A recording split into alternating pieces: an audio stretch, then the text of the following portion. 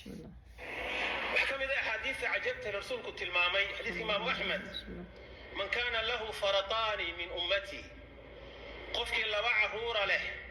ومدى إذا كمل ويصقيران دخل الجنة جنة السببت ودي شفاعة ذا كوكليا عائشة رسولك حاسك سبيحت عذورنا ملحين سؤال بين النبي وجه وحي كتر يا أباها يهويا يبان كوكو فرنا ياي فمن كان له فرط قفك هل الماء أو صقيره أو عيل اليوم نقضه أو كرتيد تكورا ومن كان له فرط يا موفقة قفك هل الماء تألسي وإلمه كصقيره عيل اليوم نقضه كوري واسدا سلم إذا مدن إلهي خير كوافجي سؤال وعني سؤال دم ودي وحي فمن لم يكن له فرط من أمتك أمت هذا قف كان أبط لهين كور وحبا عني أبط صقيرين إلهي أولاد بصينين كور رسولك إلهي وحكور ريو صقيرين آني جرين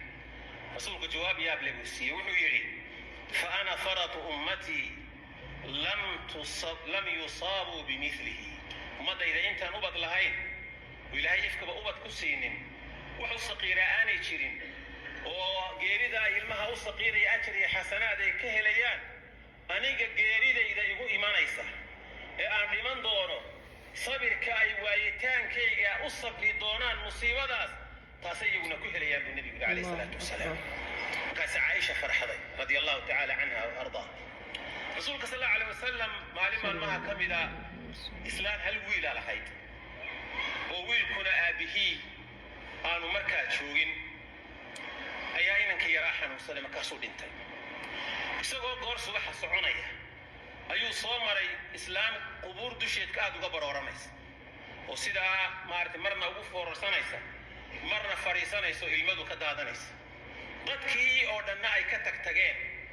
midh ay ku dhowdhow yihiin laakiin markaasaa rasuulku intuu soo dultaagay yaa haadihi ittaqillaha wasbiri gabaryaha ilaahay ka cabsoo sabir iyadoo aan korba u eegin nabiga sallallahu alayhi wasallam tiri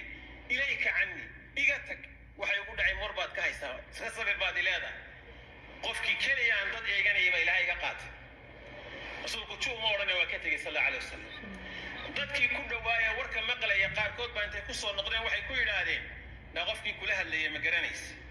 kaasay tiri may rasuulkii ilaahay buu ahaa sallallahu alayhi wasallam ee kulaha sabir